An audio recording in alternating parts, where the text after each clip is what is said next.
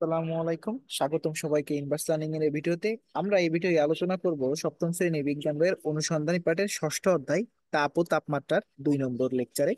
আমরা এই লেকচারে আলোচনা করব তাপমাত্রার স্কেল নিয়ে। এই টপিকটা অনেক ইম্পর্ট্যান্ট। এই টপিকটা ইম্পর্ট্যান্ট তোমার 8 এর জন্য, 9 এর জন্য, 10 এর জন্য, কলেজের জন্য অনেক ইম্পর্ট্যান্ট। তাপমাত্রার স্কেলটা বোঝা অনেক ইম্পর্ট্যান্ট। তো চলো আমরা এই ভিডিওর মাধ্যমে তাপমাত্রার স্কেল রিলেটেড অনেক কিছু জানতে পারবো। তো চলো আমরা দেখি প্রথমে কি লেখা।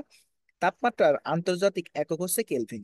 তাহলে প্রথম লাইনে আমরা একটা গুরুত্বপূর্ণ তথ্য জানতেছি, সেটা কি তাপমাত্রার আন্তর্জাতিক একক কি কেলভিন। যদিও আমাদের দৈনন্দিন জীবনে আমরা সেটা কখনো ব্যবহার করি না। আমরা কিন্তু ডে টু ডে লাইফে এই যে কেলভিন কথাটা ব্যবহার করি না। আমরা কি ব্যবহার করি বলতো? সেটা হচ্ছে কি সব এককটি, যে এককটি সবচেয়ে বেশি ব্যবহার হয় সেটা কি সেলসিয়াস একক। সবচেয়ে বেশি ব্যবহার হয় সেলসিয়াস এককটা। বোঝা গেছে? এবং মাঝে মধ্যে জ্বর মাপার জন্য সেলসিয়াসের পাশাপাশি ফারেনহাইট স্কেল ব্যবহার করি। জ্বর মাপার জন্য কি স্কেল ব্যবহার করি বলতো? Fahrenheit scale.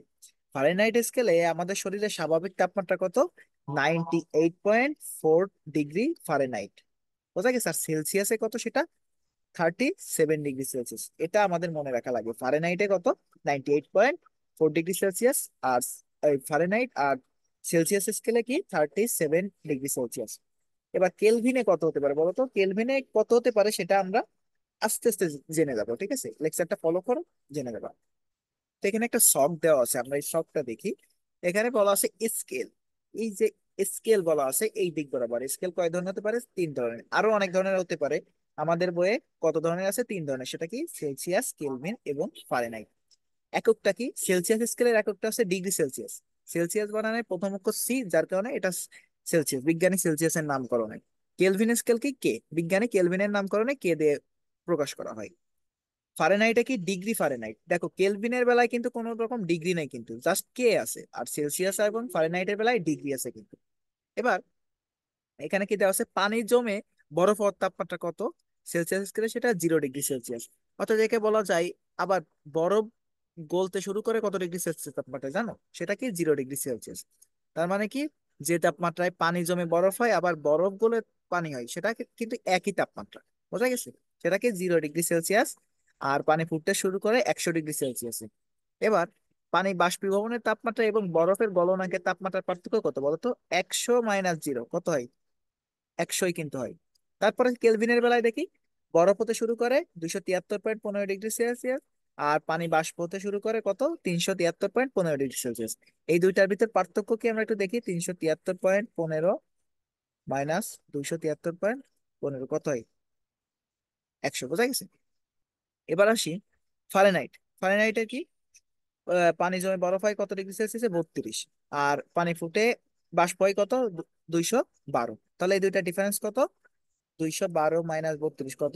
180। আমাদের এই জিনিসটা মনে রাখা লাগবে। ফারেনহাইট স্কেলে পানি জমে বরফ হয় কত ডিগ্রি সেলসিয়াস তাপমাত্রায়? 32। কেলভিনে কত? 273.15। সেলসিয়াসে কত? 0। আবার সেলসিয়াস স্কেলে পানি বাষ্প হতে শুরু করে 100 ডিগ্রি সেলসিয়াস তাপমাত্রায়। কেলভিনে কত? 373.15।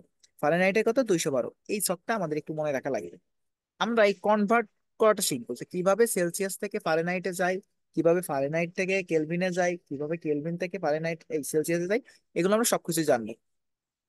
সেলসিয়াস এবং কেলভিন স্কেল তুলনা করলে তোমরা দেখবে সেলসিয়াস স্কেলের তাপমাত্রার সঙ্গে 273.15 যোগ করা ছাড়া আর কেলভিন স্কেলে আর কোনো পার্থক্য নেই। দেখো তো, এখানে 0 ছিল, 0-র সাথে 273.15 যোগ করলে পাওয়া গেছে এই মানটা পাওয়া গেছে। কিন্তু 100-র সাথে 273.15 যোগ করলে কিন্তু মানটা পাওয়া গেছে। তার মানে কি, সেলসিয়াস থেকে কেলভিনের ডিফারেন্স কত বলতো? 273.15 ডিগ্রি সেলসিয়াস। আমরা এটা জানতেছি আস্তে আস্তে আরো। স্বাভাবিকভাবেই তোমরা নিশ্চয়ই প্রশ্ন করবে, সেলসিয়াসের এত সহজ সরল স্কেলের সঙ্গে 215.15 সংখ্যা যোগ দিয়ে কেলভিন স্কেল তৈরি করার কারণ কি? আসলে একটা প্রশ্ন থাকতে পারে, কি পারে তো, যে কারণটা কি। কারণটি কিন্তু খুব অত্যন্ত চমকপ্রদ। তুমি যে কোনো কিছুর তাপমাত্রা যত ইচ্ছা বাড়াতে পারবে, তার কোনো সীমা নেই। মানে তুমি যত ইচ্ছা বাড়াতে পারবে, কিন্তু 200 ডিগ্রি সেলসিয়াস, 300, 400, 500 বাড়াতে পারবা, কিন্তু তাপমাত্রা যত ইচ্ছা সেটা কমাতে পারবা না। তাপমাত্রার একটা সর্বনিম্ন মান আছে, সেটা কি বলতো? সত্যি বলতে কি, তুমি এই তাপমাত্রার কাছাকাছি যেতে পারবে, কিন্তু কখনোই সেই তাপমাত্রায় পৌঁছাতে পারবে না। এমন একটা তাপমাত্রা আছে যেখানে তুমি কাছাকাছি কাছাকাছি পৌঁছাতে পারবে, কিন্তু সেখানে কখনোই যেতে পারবে না। সেটা কি বলে? পরম শূন্য তাপমাত্রা। কেলভিন স্কেলটি তৈরি করা হয়েছে এই পরম শূন্য তাপমাত্রাকে শূন্য ধরে, 0 ডিগ্রি ধরে। তাহলে কি কেলভিন স্কেলে 0 ডিগ্রি ধরে কি করা হয়েছে, পরম শূন্য তাপমাত্রাটা তৈরি করা হয়েছে। তার মানে কি কেলভিন স্কেলে পরম শূন্য তাপমাত্রার মান কত, 0 কেলভিন। আর সেলসিয়াস স্কেলে সেটা কত, -273.15 ডিগ্রি সেলসিয়াস। তাই সেলসিয়াস স্কেলের সঙ্গে 273.15 যোগ দিলে কেলভিন স্কেল পাওয়া যায়। তাহলে বলো সেলসিয়াস স্কেলে পরম শূন্য তাপমাত্রা কত, 273.15। তার আগে একটা মাইনাস আছে, বোঝা গেছে, এইটা হচ্ছে বিষয়। যাই হোক, সেলসিয়াস স্কেলের পাশাপাশি ফারেনহাইট নামে আরো একটি তাপমাত্রা স্কেল কোন কোন দেশে জ্বর মাপার থার্মোমিটারে ব্যবহার করা হয়। সেই স্কেলে বরফের তাপমাত্রা কত, 32 ডিগ্রি সেলসিয়াস। আর ফুটন্ত পানির তাপমাত্রা কত, 212 ডিগ্রি সেলসিয়াস। আমরা এতটুকু জানলাম, এখন আমরা এক্সট্রা কিছু ইনফরমেশন জানবো। যে তাপমাত্রার কনভার্সেশন, মনে করো 20 ডিগ্রি সেলসিয়াসের জন্য তোমার কত কেলভিন হতে পারে, আমরা এটা জানবো। ঠিক আছে, দাঁড়াও আমি স্ক্রিন শেয়ার করতেছি, তোমরা আশা করি বোর্ডটা দেখতে পাচ্ছ। আমি হোয়াইট বোর্ড আনতেছি, তোমরা সাথেই থাকো, আমি আনতেছি, দাঁড়াও। হ্যাঁ, স্ক্রিন আশা করি দেখা যাচ্ছে। Wait, একটু ওয়েট করো। এবার আমরা শিখবো 27 ডিগ্রি সেলসিয়াস ইকুয়াল কত কেলভিন, এটা শিখবো। তার আগে আমাদের একটা জিনিস শেখা লাগবে, কিভাবে এই স্কেল গুলো তৈরি করা হয়, মানে কনভার্সন যে স্কেল, এগুলো কিভাবে তৈরি হয়। প্রথম কাজ কি হবে, আমরা কি করব, সেলসিয়াস আর কেলভিনের ভিতর সম্পর্ক স্থাপন করতে চাচ্ছি, তাই না? তার মানে আমার জানা লাগবে সেলসিয়াস স্কেলে পানির গলনাঙ্ক কত বলতো, আর স্ফুটনাঙ্ক কত। সেলসিয়াস স্কেলে পানির গলনাঙ্ক কত, 0 ডিগ্রি সেলসিয়াস, আমরা আগেই জেনেছি। স্ফুটনাঙ্ক কত, 100 ডিগ্রি সেলসিয়াস। কেলভিনে কত, সেটা গলনাঙ্ক ছিল 273.15। আর স্ফুটনাঙ্ক কত ছিল, 373.15। এবার আমাকে স্কেল গুলো বানাতে হয় এমন, প্রথমে যে স্কেলের সাহায্যে বের করতে চাই সেটার ফার্স্ট লেটার দেবো। তুমি যে কোনো কিছু দিতে পারো, সি। সি দিয়ে তারপর কি করবো, এটা যে গলনাঙ্ক হতে পারে সেটা দিব। গলনাঙ্ক কত, পানির ক্ষেত্রে 0। তার নিচে দেব স্ফুটনাঙ্ক মাইনাস গলনাঙ্ক, এইটা। যখন দুইটা স্কেলে কনভার্সেশন করব, উপরেও কে এর বেলায় সেম ভাবে এখানে কি দেবো, কে মানে কেলভিনের সাথে কম্পেয়ার করতেছি কে। কেলভিনের ক্ষেত্রে গলনাঙ্ক কত ছিল, 273.15, তাই তো। আর নিচে কি দেব, স্ফুটনাঙ্ক মাইনাস গলনাঙ্ক। এবার এখান থেকে আমরা ক্যালকুলেশন করবো, দেখো C/100, তাই তো। সি সি থেকে 0 বাদ দিলে কি হয়, 0ই থাকে। 100 থেকে 0 বাদ দিলে 0ই থাকে। কে -273.15।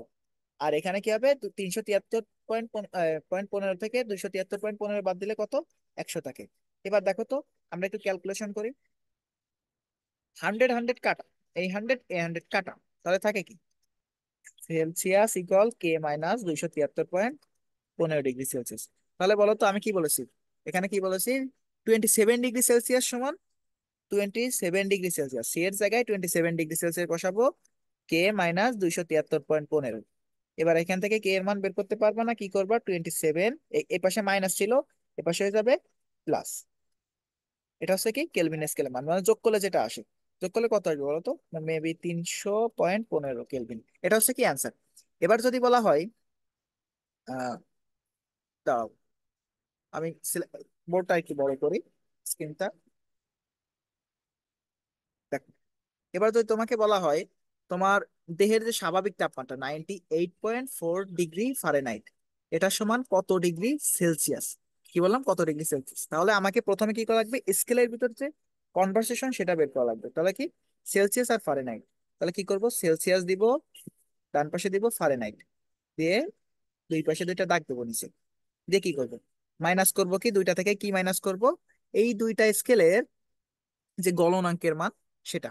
ফারেনহাইট স্কেলে বরফের গলনাঙ্ক কত ছিল বলতো, 32। সরি, এটা সেলসিয়াস, সেলসিয়াসে কত ছিল, 0। আর ফারেনহাইটে কত ছিল, 32।